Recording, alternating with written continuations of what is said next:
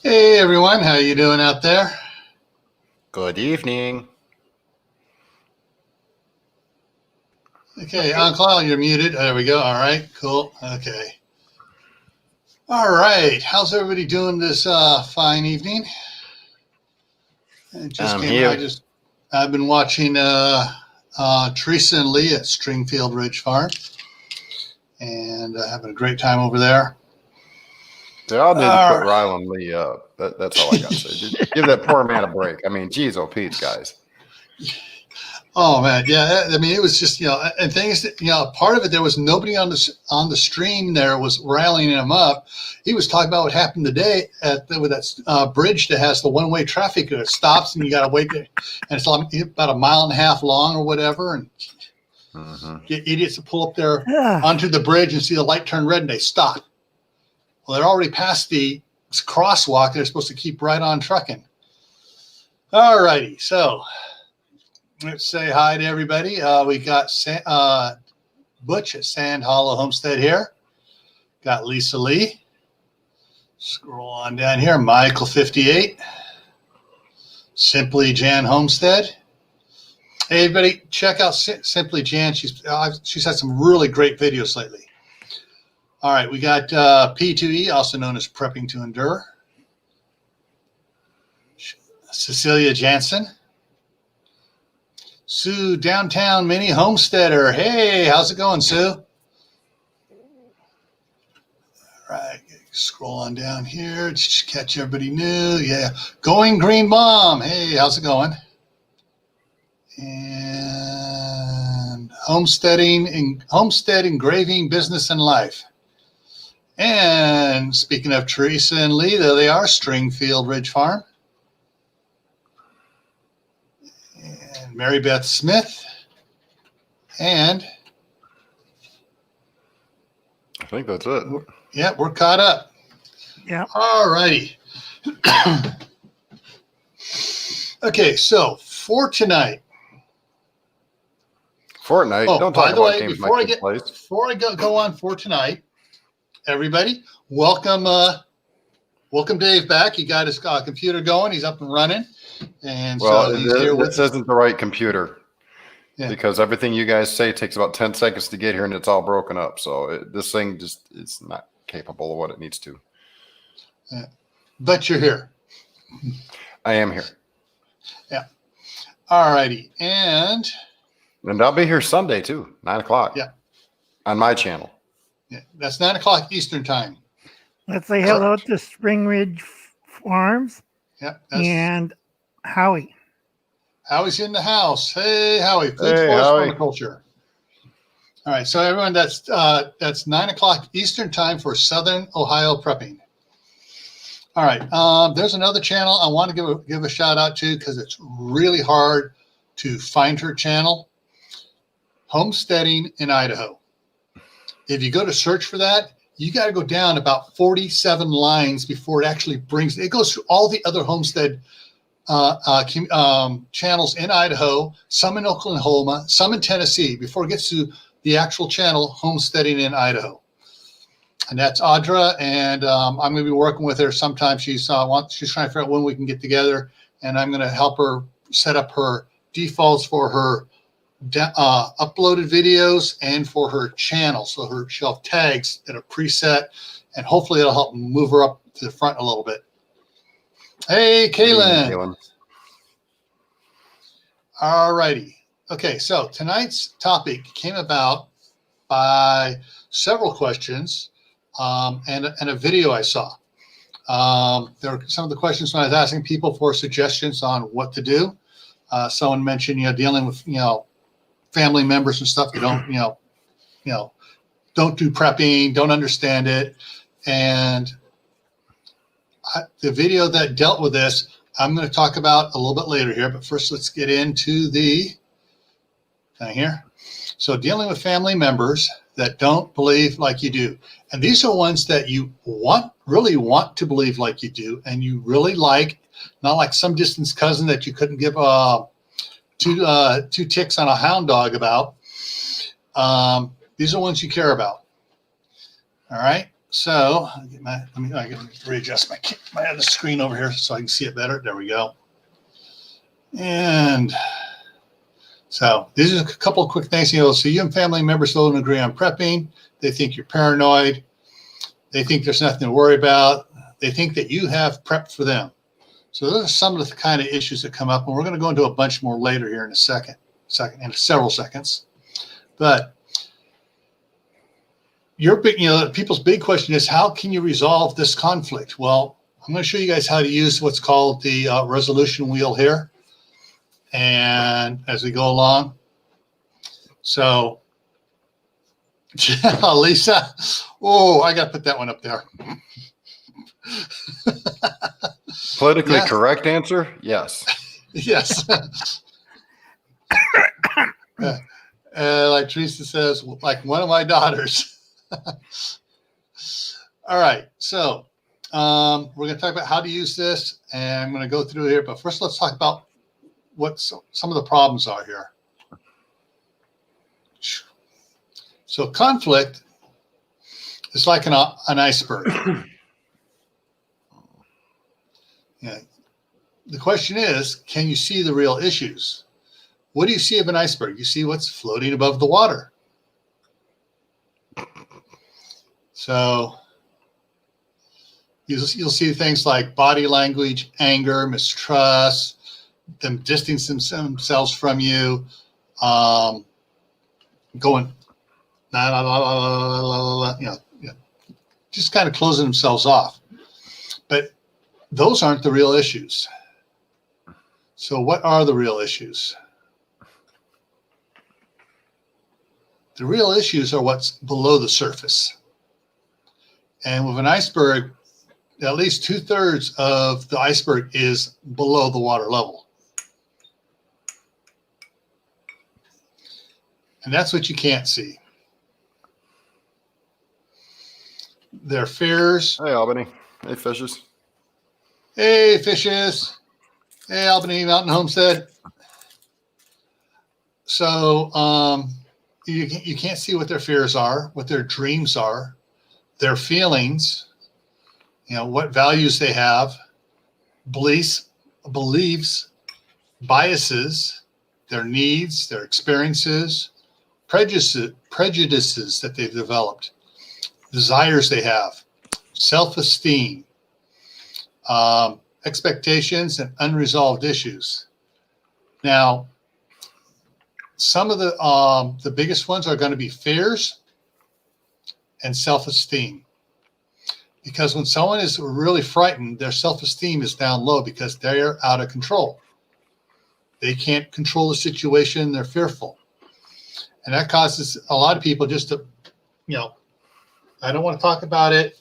They become deniers on it, on the issues. So this is an important part in trying to get through to them to figure out what they are really feeling about the issue. Hey, Courtney.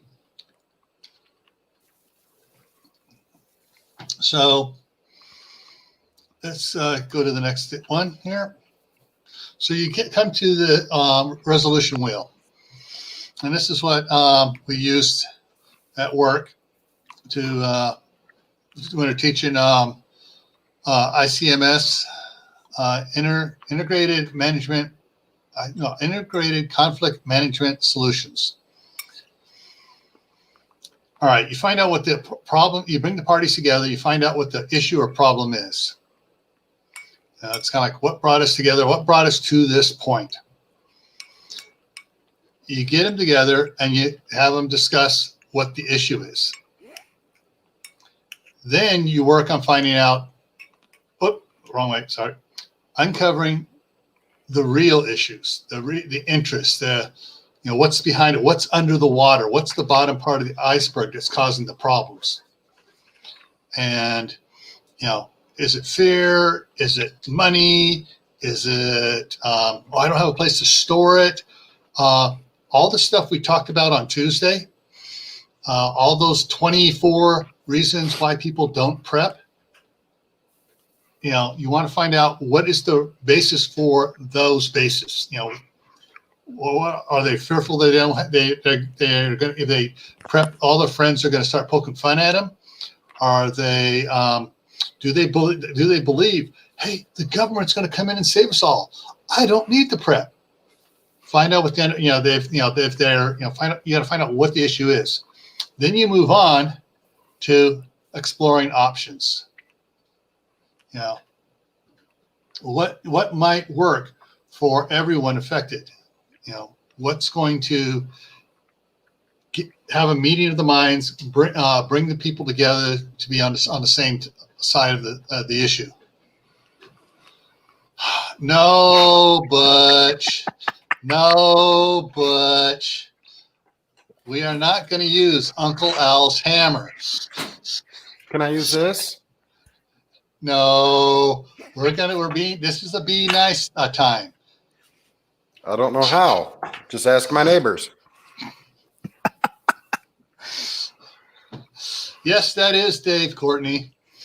No. Yeah, FEMA will save me. Optical delusion. No worries. All right. So once you come up with options, everyone can submit options, and then you guys have a discussion on it and come to a solution of what's going to work. Now, it may be a multiple step solution. Sometimes some people are so anchored in their dogma, disbelief, fear, resentment, whatever it is, that they're not going to budge. Sometimes conflict cannot be resolved through these means. Sometimes it takes a professional person getting in there, and it may take years. But or just one of these. Just a little, Yeah. Dave's our comic relief.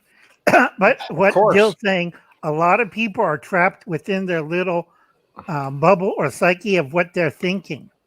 Yeah. And a lot of it comes down to what they hear on mainstream TV, that, 20 years ago, FEMA was something.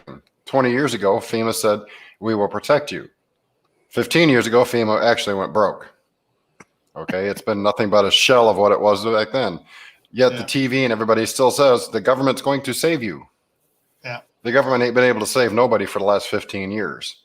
Trying to convince people that the government's not going to save them is the hardest part, because that's what they're taught in school. That's what they're taught on TV. That's what all their friends tell them, and their psychologists and their professors. And the only people that realize what's actually going on are the people that grew up on farms and grew up with very little and had to bust their rear end to get what they've got. They know that nothing's going to be handed to them. They got to bust their rear end to get it.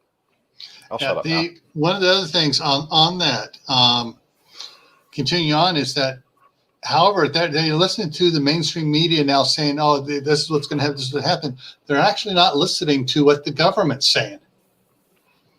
Homeland Security and FEMA are saying, hey, guys, you need to have at least 30 days worth of food. Hey, what happened to 72 hours was all you needed? That myth is finally being blown out of the water for those that look for those that, the experts that are telling them, the real experts, not the self-proclaimed YouTube experts. They're saying, the government's now saying 30 days worth of food and water. What they really want to say is 6 months. And they actually issued to government employees, hey, John Ames, they actually issued to government employees, hey, guys, you need to have 18 months worth of food and water. Mm-hmm. And so, you need 18 months worth of supplies. That's what the government told their employees. But telling the general public so they don't create a mass panic, they're just telling them now work their way up to 30 days. It doesn't help when you tell the state governments about this and they went panic, like Oregon, Southern California. We'll buy it for our own people. And they raided us, and we're looking at them like, oh, crud. Yeah. Because we're a distribution point. Ask Dave. Dave up there. Yeah. Okay, so these are some of the issues. I wrote the reactions, but the type of issues you're going to have to deal with. You know, well, I'll just come and stay with you, and or why are you wasting your money on that? Okay, and we're going to talk about some of these right now and how you can overcome some of them. But the first one is, I'll just come and stay with you. That's the one that triggered the topic for this the most. I can't remember who it was. Not sure if it was Out in the Woods, Homestead, or something like that. One of them had seen a video, and he made another video about what happened on this other video. This couple had been preparing. They've been, slowly gathering their supplies together. And they let their, parents, their, in-laws, both sets of parents know what's going on, that they were prepping, and they suggest that they prep too. And their response was, I'll just come stay with you. Not the response they wanted. And this went on for quite a while. Finally, they couldn't get it through the parents' head. Hey, no, you need to get your own supplies. We're prepping just for ourselves. That's all we have. So they went and invited both parents over and was going to have a little meeting with them. Well, one of the parents still had a son living with him, so he came too. While they're sitting around, they handed out pieces of paper to everybody showing what they had stocked, how long it was supposed to last, them, not everybody else, just the couple, and how much it cost. So they got everybody together on the first stage of the wheel, talked about the issue, and part of the issues there, they laid out, hey, this is the cost. This is what it is. This is what we've spent for us. We don't have anything for you. And the light bulb went on, fortunately. And so they started talking about it, what they could do and stuff. And the parents, both sets of parents, realized they need to start stocking up on supplies. And then another light bulb went on. How are we going to transport it from our place out here to the country to where you're at? Fortunately, the son of the one couple said, guys, if I buy a shed, can we put it up on your property here so we can store the supplies in here? And they were like, yeah, sure, no problem. That works great. You want to buy a shed, put it here? Boom, no problem. And so they started, they started coming up with that idea. And then they suggested the giving the couple so much a month to go out and buy the supplies they needed to build up what they had there already and to enlarge, to include everybody, get balanced supplies and everything. And they would also pick up stuff as they came across it on sale and bring it out when they visited. Well, in the end, they wound up with a nice size, one of those wooden instant building things you can see at Home Depot and stuff. Right. They put an air conditioner in it, and they put a little electric heater in it. So in the wintertime, nothing would freeze. And in the summertime, the food wouldn't spoil.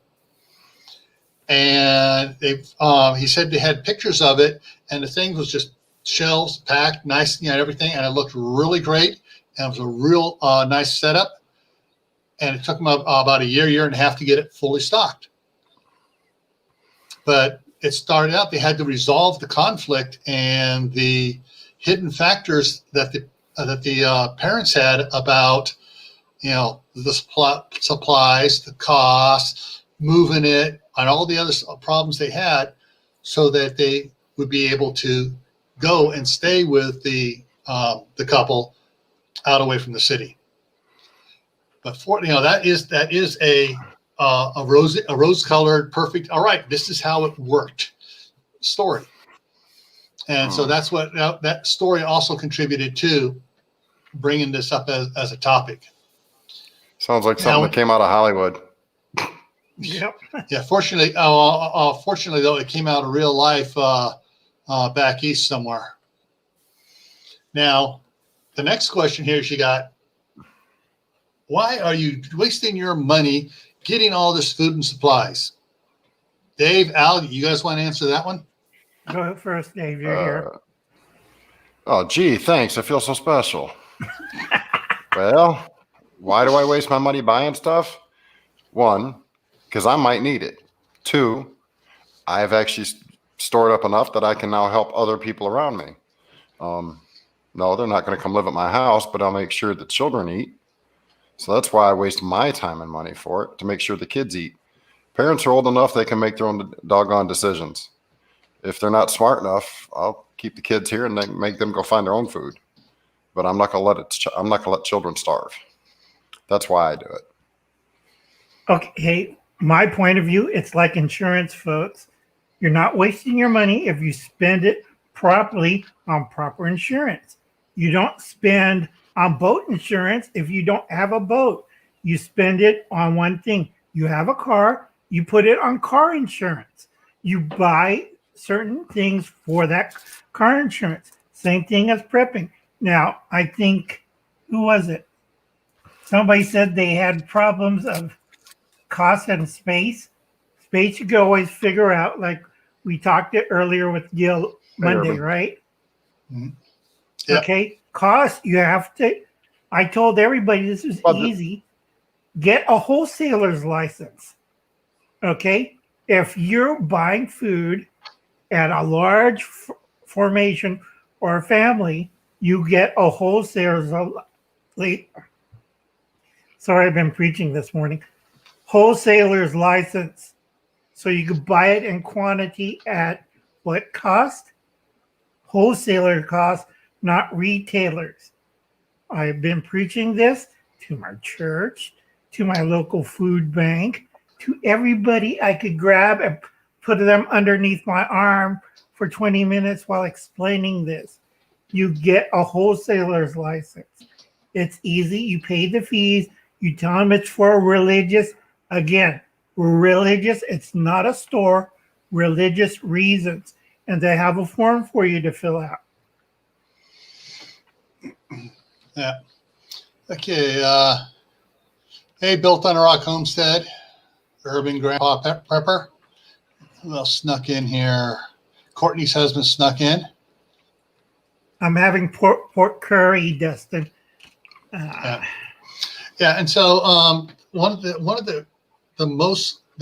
the best answer to why you waste your money, it's food. I'm not wasting my money. I will eat it. Just I have extra, so in case I get out, lose my job, I have food for a while. Or if there's an earthquake, or if there's a fire, like, hey, California's and Oregon and Washington, they got, and parts of Idaho and Nevada, New Mexico, Arizona, they're all got fires going on. It's impacting the supply, supply lines. Oh, we just had hurricanes hammer Louisiana, impacting supply lines. Also, Use Alaska. Real world experiences that are going on in the news to make them go, oh, I didn't think about that. Oh, and also, people, hurricanes do happen in the Pacific. It's called a monsoon. It only becomes a hurricane when it hits U.S. soil. And guess the monsoon that missed Japan hit Alaska. And Alaska 2 days ago got hit with a type 1 hurricane. Yeah. All right. If I can catch this real quick, throw it up there before it jumps.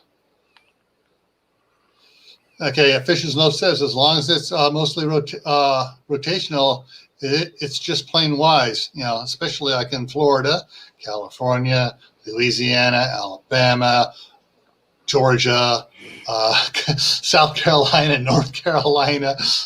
Well, you also got to think of the tornado alley, Panhandle of Texas, Oklahoma, up into Missouri, Nebraska, Kansas. Yeah, heck, they even have everywhere tornadoes over into Tennessee and Kentucky, West Virginia. You just got to think, in order for people to understand, the easiest way to get them to understand is figure out what the most extreme event in your area is. Now, here where I'm at in Ohio, tornadoes happen, but they're rare. What usually happens is power outages due to such high winds. So we get high, well, for the last 3 days, we've had high winds here. Power outages do occur. What happens if a tree takes out your neighborhood block and your power's out for 3 or 4 days? Mm-hmm. What are you going to do then? Well, all that stuff in your freezer, if you want to keep it frozen, you ain't getting into it. So you need dry food. You need canned goods. You need a way to heat those canned goods without having to open said refrigerator and ruin all the food you've got. Yeah. That's why you prep. Okay, so that takes care of why are you wasting money. The other one is, are you one of those crazy survivalists? Uncle Al, you're crazy like a fox.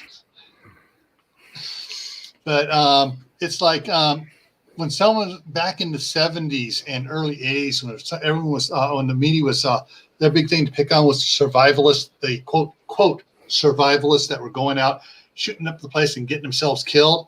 It's like those aren't survivalists. Those are people doing suicide by cop. Question is, did they survive? No, they're not survivalists. Right? They were just, we're not going to go into exactly all what they were, but, it's like, you tell them just because you're paranoid doesn't mean somebody's not after you. Just because you're prepping doesn't mean that something's not going to happen. All right. So, that's one of the things you can use for the are you crazy survivalist? It's like, you tell them, hey, crazy like a fox. And once again, you go back to actual natural disasters that are occurring. And then not so natural disasters, the riots going on. The as I mentioned on Tuesday, the zombies. Black Lives Matter. Black Lives Matter. Antifa. We did a stream on my zombies. Yeah. Remember? But the zombies that are out there causing man-made destruction. Right. White family had a question. They're curious because I used to work with a lot of wealthy people. Wealthy people have insurance. Also, they have some guys like Uncle Al that take care of the problem. Usually what they'll do is pick everything up and they will go to a small, like a hotel or a resort type thing. We take care of the mess. When everything's settled, they come back. We give them the paperwork and the spreadsheet and what was damaged. They settle with the insurance company. They pay me overtime. I made pretty good money on what one problem they had. I made $25,000 extra that year because of that problem. Yeah. All right. I'm just double catching up on some of the comments here. But where you're at, Fishes, down there in Florida, yeah, that's common down there anymore, unfortunately. Just got 3 survivalist books. We have zombies. They use bath salts. Yep. Oh, Lord. Okay, built on the Rock Homestead. Built on the Rock Homestead. I just got a ½ inch of rain from Harvey, but the gas stations here have no gas. It was a major problem. Mm-hmm. Yeah. All right. So, you're just wasting your time. That goes back to the deniers on Tuesday, which is it's not going to happen. That stuff like that never happens around here. If it does happen, it won't happen to me. If it does happen to me, it's not going to be that bad. You guys don't remember that? Go back and check out Tuesday's live stream. And wasting your time is like, hey, it's not a waste of time. I'm learning how to manage materials, food. I'm learning how to do this. I'm gaining knowledge. It's not a waste of time. And then you go back to the original. All right, hey, we got earthquakes here. We got fires here. We got heavy rains here. We got winter storms. And just you just say, hey, see, it's not a waste of time. When your power goes out, hey, I will still have power. I got a generator, or I got solar panels with a battery bank, and I'm going to be fine. Hey, Gunslinger. That usually gets them going. It's like, how would you like to be prepared too? Hey, Gunslinger. Good to see you out and about again. We missed you all. All right. You're becoming a conspiracy theorist. No, just because you believe in events that are happening, have happened before, and will continue to happen, does not make you a conspiracy theorist. Okay, I'm gonna put a little icing on that cake for you. Go ahead. I am a conspiracy theorist. You know why? Because I read a book that already told me everything that was going to happen, and I believe it. And that was this book right here. Yeah. So yeah, I'm a conspiracy theorist. I believe everything that says it's going to happen, and guess what? Everything that's predicted has happened and is happening. So yeah, I'm a conspiracy theorist. All right. Let's see. Robert Moore's in the house. Yeah, Robert. All right. I'm just trying to catch up on the side chat here real quick. Exactly, Jan. So when the power goes out, you have no access to gas because the gas stations need electricity to run their pumps. The ATM needs electricity to give out cash. You know, if you don't have cash, you know, some mom and pop stores will still run, you know, on cash. They pull out the battery powered calculator and it's like down back in Idaho in the city of Firth, it's not actually mini mart, but it's sort of like an AMP. It's bigger than an AM/PM, 7-Eleven, whatever. You know, it's a little miniature grocery store. They got a big diesel fuel tank and a big generator, and it's all set up. And when power goes out, they got power. Oh, and they don't want to lose all their refrigerated foods. Okay, and folks who are silver stackers and gold stackers, nobody's going to take that or gems during a localized emergency. They're going to just look at you and they laugh, and they want paper currency. They don't take credit, they don't take gold, and they don't take diamonds, rubies, emeralds, pearls, your mother's silverware, cash. Yeah. Oh, Martha, old school preppers in the house. Woo! Hi, Martha. Yeah. And so there's like Jan says, I must be a conspiracy theorist too. All righty. So this is what I thought was really funny. Are you trying to overthrow the government? Let's see. Most people used to be most people that are preparing are conservative, government backing people. Now they're more there's an exception to that, though. They support the government in the fact that the government's supposed to be there to protect them, not control them. Right. And now there are more Democrats that are out there doing preps and buying food and buying all the supplies and everything else. And they're doing a poor job of it. Well, I thought was funny is the number that were being reported that were trying to buy guns and are so mad that they can't get guns in California instantly over the internet, like they were told, people are just buying guns over the internet. And they found out, no, you're not buying guns over the internet. All right. So, it's like, are you trying to overthrow the government? No, just Nancy Pelosi. Sorry, Martha, but I mean, she's gone off the deep end this last time, but so she needs to rein it in. Hey, never enough. All right. Hey, never enough time. So, I would have to say that even on both sides of the aisle, the right and the left, those that are actually prepping are not trying to overthrow the government. They want a stable government that'll just butt out of their business. Yep. Okay. Like it was originally designed.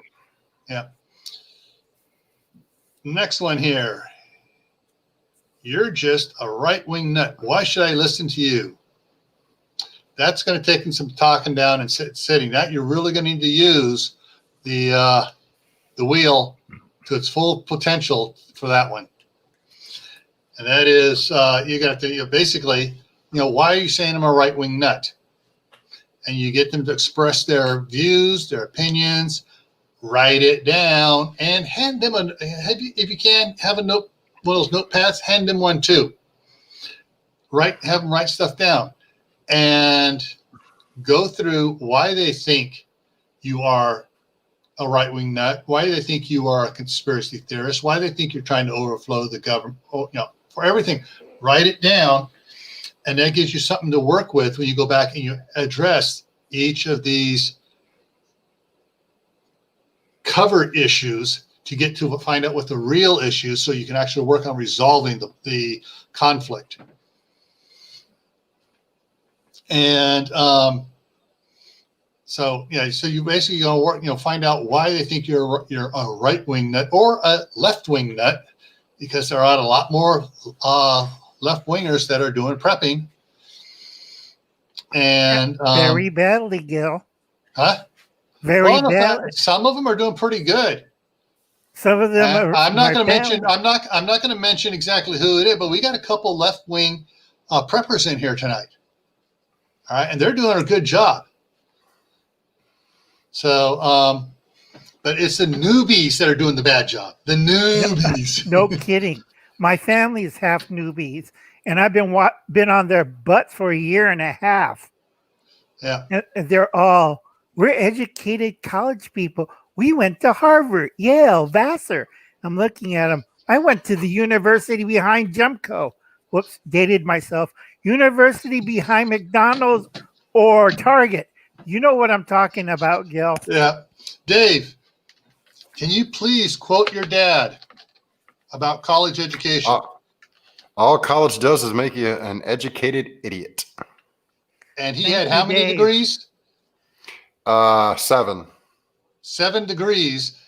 And his opinion was that college made you an educated idiot.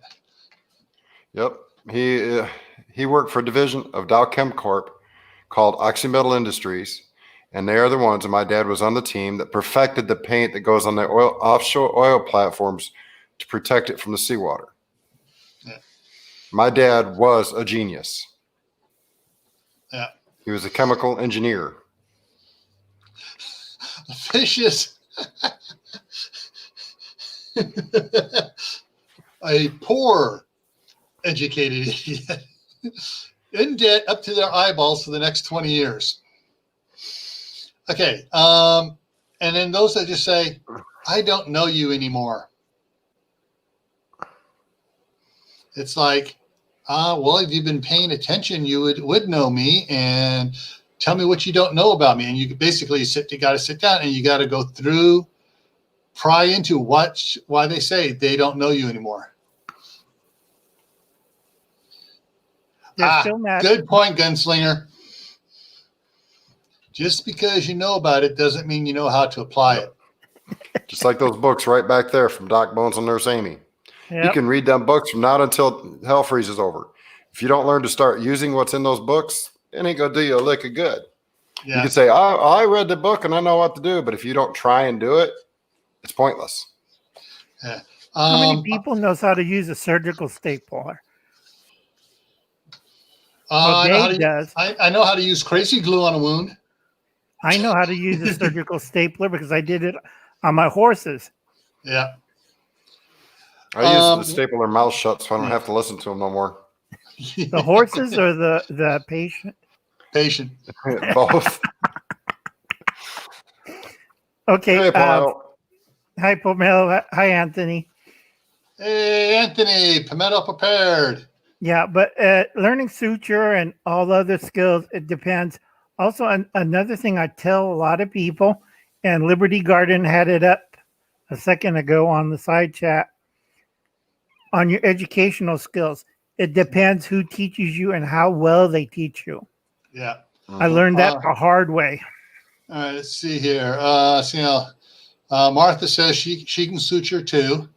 But what Courtney put up there, my daughter said the same thing when she got out, when she graduated from high school here in Northern California. Guess what she did when she turned 18? She registered as a Democrat. Then she went to a non-Kool-Aid serving college, and she re-registered as a Republican. Because she did, I mean, she was all for, at first she was all, oh, Hillary Clinton's so great, Hillary Clinton this, and then, yeah. Anyways, that's another story. We're going to avoid that. Sorry, folks. I did not mean to step into that one.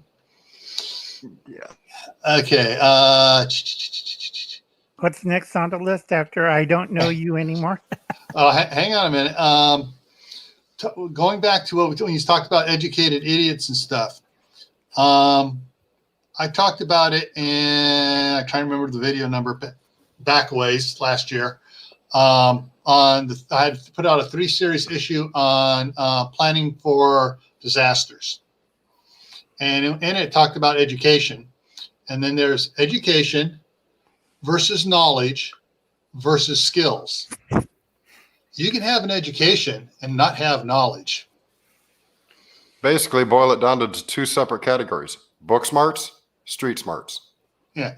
Book smarts will get you a job. Street smarts will keep that job and will help you progress further in life. Yeah. It's like you can read all the books you want on how to be a doctor. Until you do some time as after going to the university and stuff as an intern, learning how to be a doctor, getting the knowledge, and developing the skills so you're going to continue on your own as a doctor, it doesn't do you any good.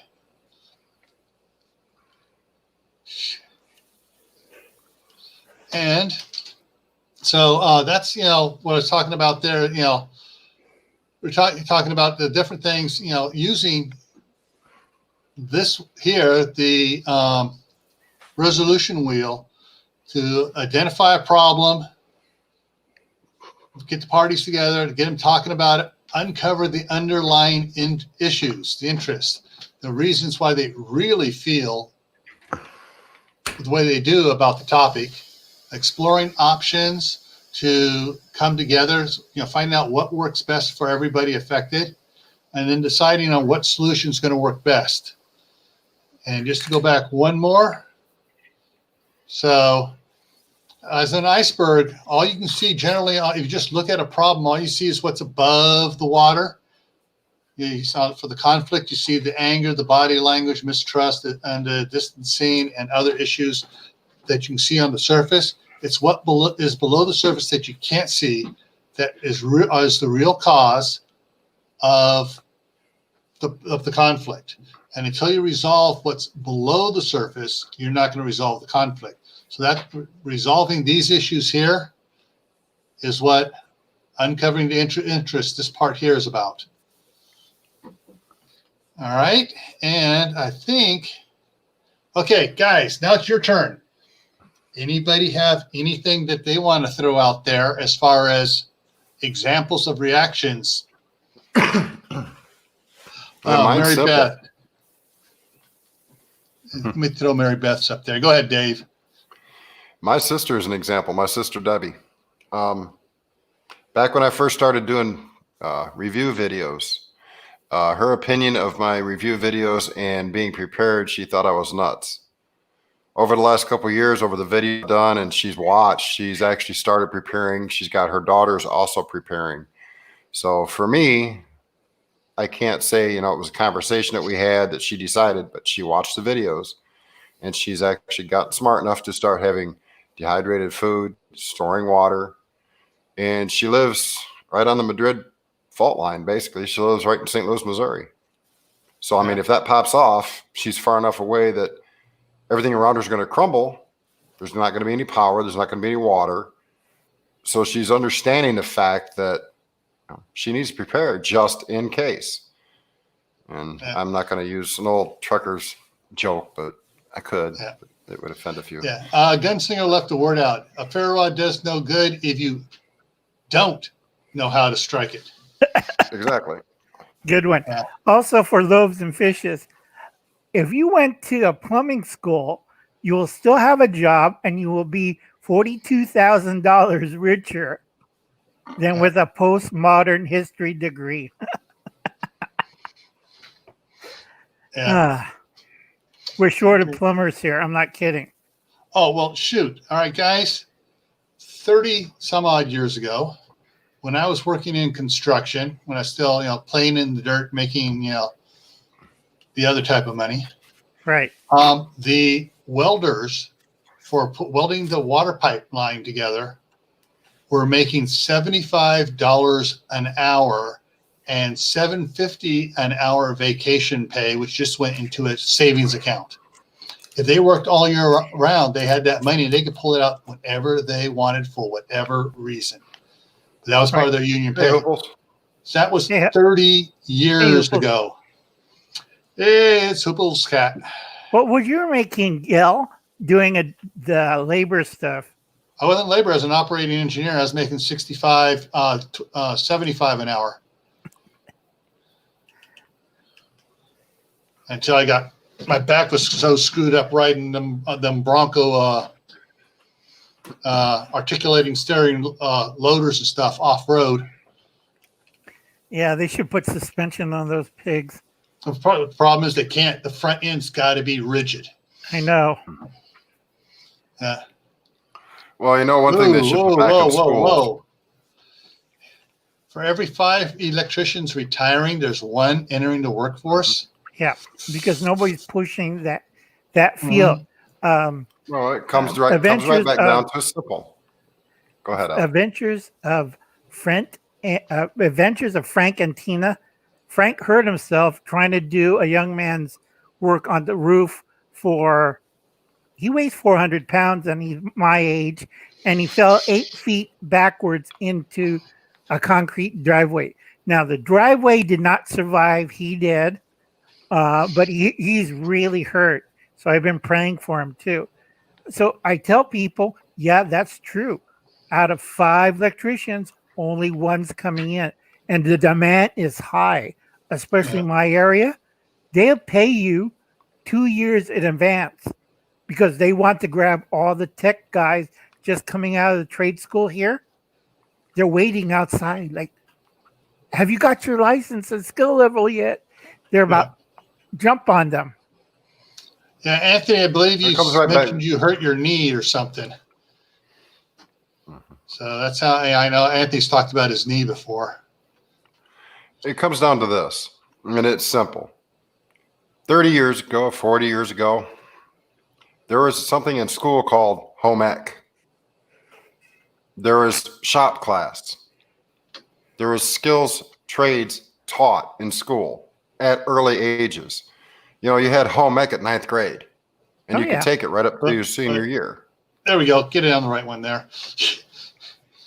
So, I mean, that's where we've lost it. Like Gil said the other night, we've lost 5,000 years in the last 200 worth of information.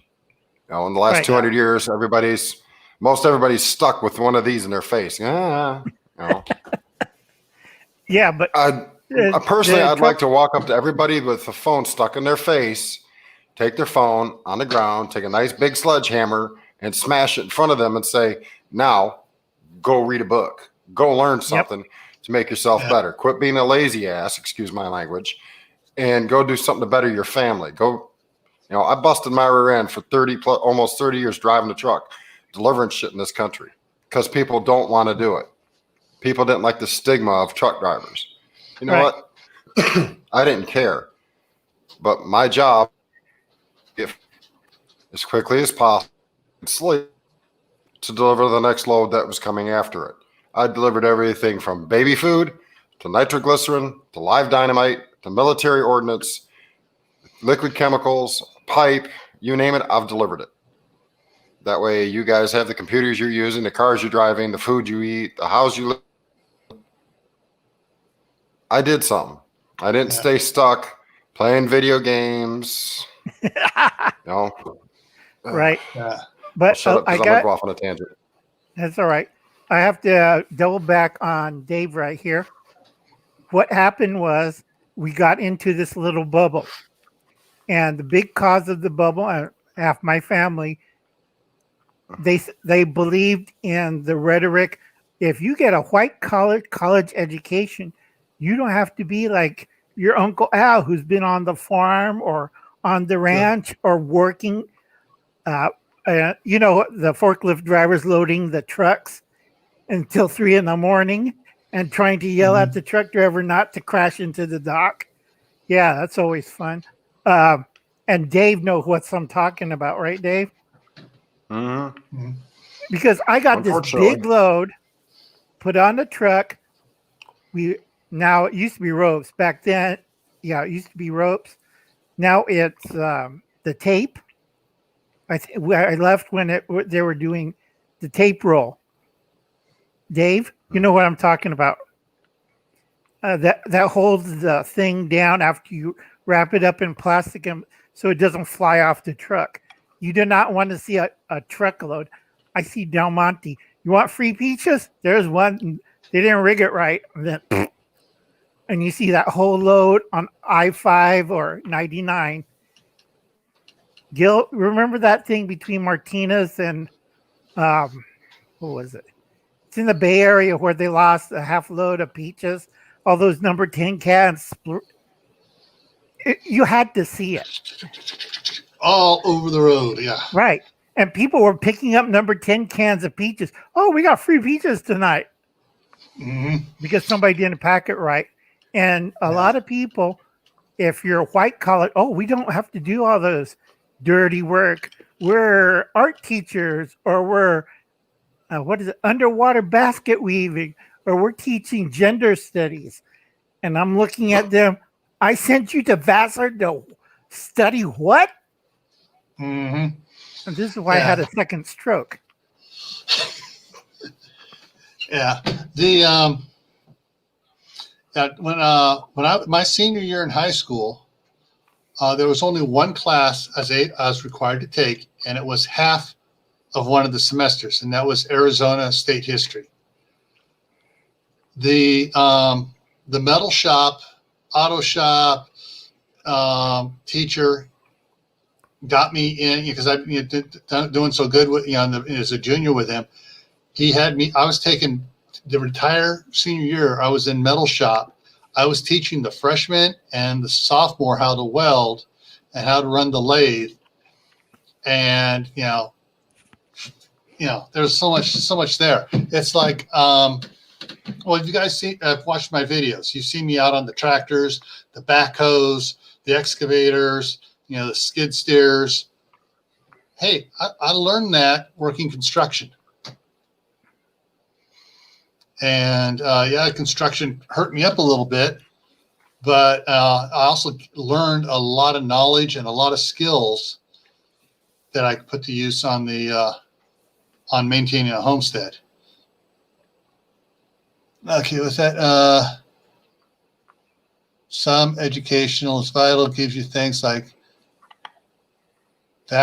vaccines and nuclear power. Right, but those are STEM subjects. Yeah, no, I'm just reading what Hoople said here. Where'd it go? Just lost it, jumped. Yeah, no one wants to work with their hands.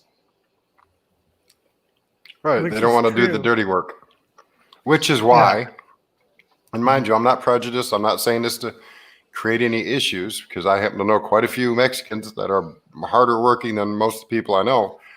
But we got people down south who own farms. They grow the produce that everybody eats, but yet there isn't a single freaking American, excuse me again, that wants to go down there and pick that up out of the field and put it on a trailer so it can be brought over to a warehouse, sorted, loaded into a truck, and then delivered. The only people that are willing to do it are the people that bust their rear ends day in and day out to feed their families, and that's Mexicans. So while I do have a problem with illegal immigration, if you're going to come over here, do it legally, get a green card, come over and work. I have no problem with that. If you're going to work here in America, pay taxes here in America. That goes for any race. If you're going to be here in the States making money, pay taxes. Yeah. That will eliminate a lot of our debt, because right now, on the average, between all the people who get tax credits, tax breaks that are from foreign countries, because trust me, and I know this for a fact, because I know people from India that came over here, and it's a family from Their last name is Prakash. And he came over here back in 1972 and started a Baskin Robbins in Mount Pleasant, Michigan, where I used to live. He owned it for 10 years, sold it to his brother. Mr. Prakash himself, went and bought a hotel, the Best Western. And then 2 years later, he bought another one. And they rotate that between the 37 members of their family. So for the next 300 plus years, they pay no taxes here in the U.S.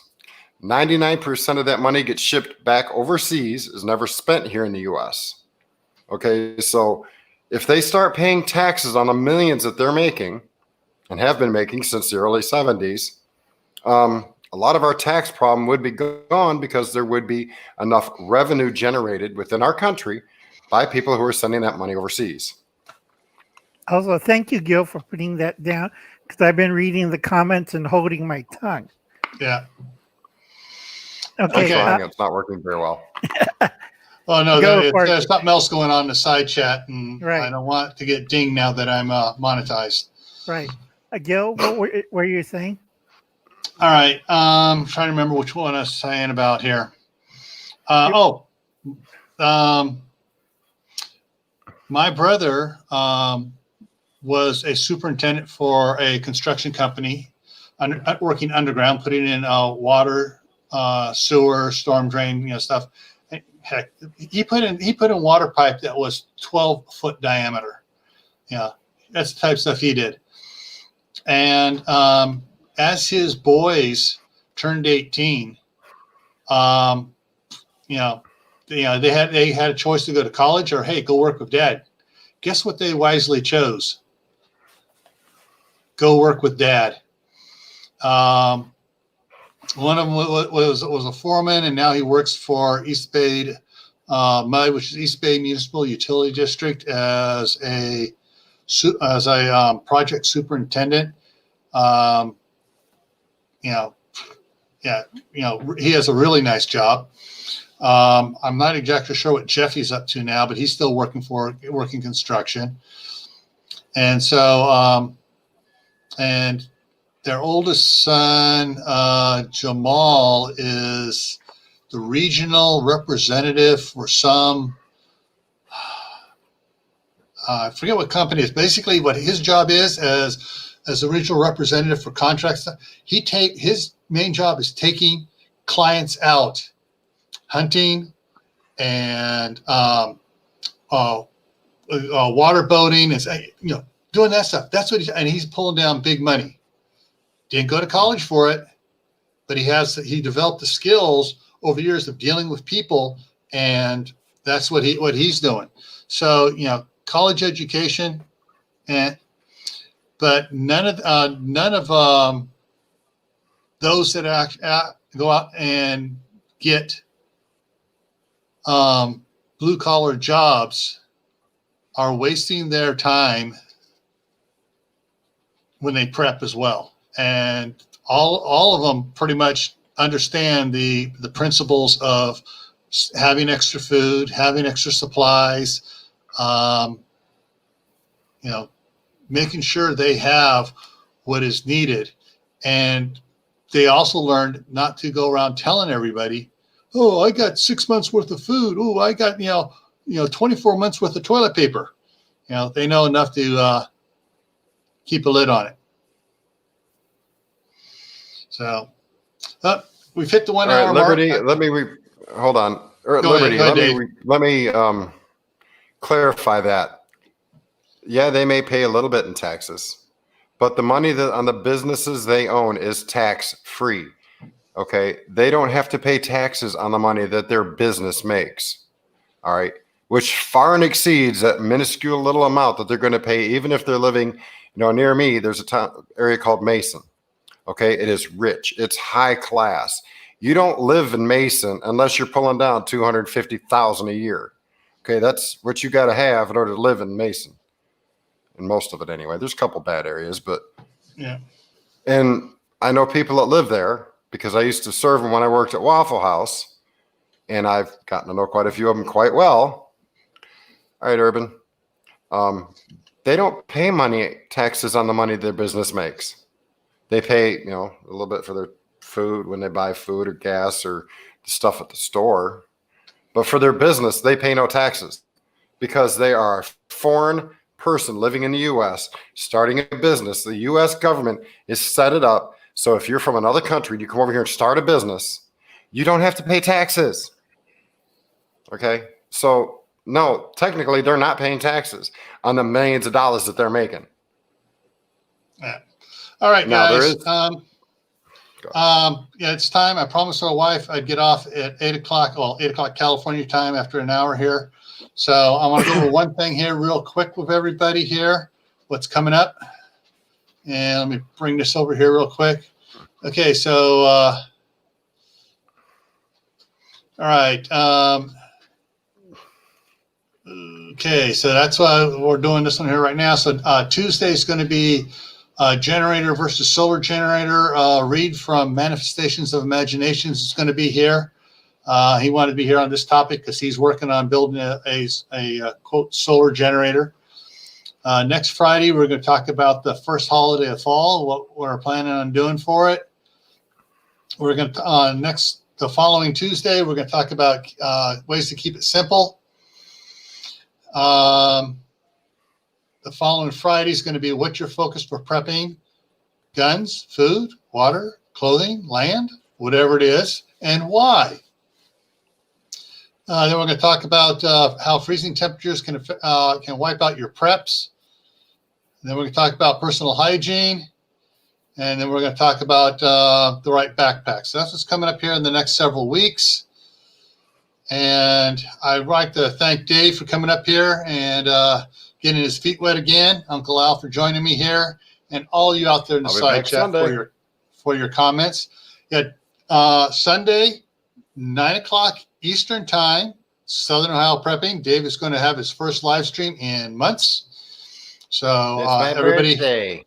It's his birthday. Woo! It's going to be a birthday live stream. Lots of cash and a new computer. Yeah. So that's what's coming up here, guys. And so I like to remind everybody, stay happy, stay safe, stay prepared, and we'll see you in the next video.